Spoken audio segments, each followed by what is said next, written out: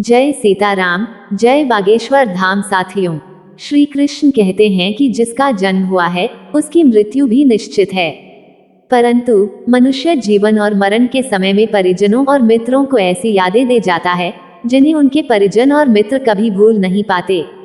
मनुष्य की मृत्यु के बाद वह अपनी सभी वस्तुएं तीसरी दुनिया में छोड़कर चला जाता है, लेकिन मृत व्यक्ति के परिजन और मित्र इन चीजों को उनकी यादें मानकर रख लेते हैं और उनका प्रयोग करते हैं। लेकिन वे यह नहीं जानते हैं कि शास्त्रों में मरे हुए मनुष्य की वस्तुओं का इस्तेमाल करना पूरी तरह से वर्जित माना गया है। गरुड़ पुराण के अनुसार प्रत्येक मनुष्य की नूरजहां उसकी वस्तुओं से हमेशा जुड़ी हुई होती है, फिर चाहे उस व्यक्ति की मृत्यु न हो गई हो। जब भी कोई व्यक्ति उस मृत व्यक्ति की वस्तुओं का उपयोग करता है तो मृत व्यक्ति की आत्मा असंतुष्ट हो जाती है और फिर आत्मा इसी दुनिया में भटकती रहती है। मृत व्यक्ति की आत्मा कभी भी मोक्ष की प्राप्ति नहीं कर पाती। गरुड़ पुराण में मृत व्यक्ति की ऐसी चीजों के बारे में बताया गया है जिन्हें भूलकर भी कभी इस्तेमाल नहीं करना चाहिए, अन्यथा वह आत्मा दूसरे शरीर में प्रवेश नहीं कर पाएगी और इस मृत्यु लोक में भटकती रहेगी। कई बार यह मृतात्माएं उस व्यक्ति को परेशान करने लगती हैं जो उसकी चीजों का उपयोग करता है। तो चलिए जान लेते हैं गरुड़ पुराण के अनुसार मृत व्यक्ति की कौन सी वस्तुओं का उपयोग मनुष्य को नहीं करना चाहिए।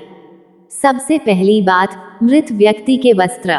गरुड़ पुराण के अनुसार मृत व्यक्ति के वस्त्रों का उपयोग नहीं करना चाहिए, उन्हें भूलकर भी पहनना नहीं चाहिए। ऐसा करने से मृत व्यक्ति की आत्मा उस व्यक्ति से जुड़ जाती है जो उसके वस्त्रों का प्रयोग करता है। मृत व्यक्ति की नकारात्मक ऊर्जा उस व्यक्ति को सताने लगती है जो उसके वस्त्रों का प्रयोग करता है, जिस कारण से व्यक्ति मानसिक और शारीरिक रूप से कमजोर हो जाता है। उस व्यक्ति को अपने मृत परिजनों की ऊर्जा का एहसास होने लगता है, इसलिए मृत व्यक्ति के वस्त्र कभी नहीं पहनने चाहिए।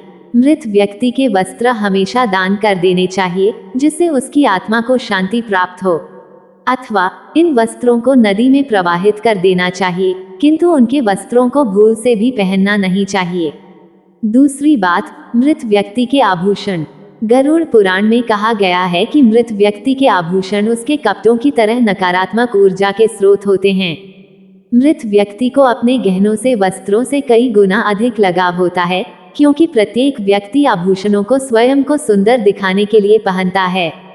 लेकिन जब व्यक्ति की मृत्यु हो जाती है तो उसका आभूषणों के प्रति लगाव कम नहीं होता है, और जो कोई भी उसके आभूषणों को पहनता है, मृत व्यक्ति की आत्मा असहज महसूस करती है।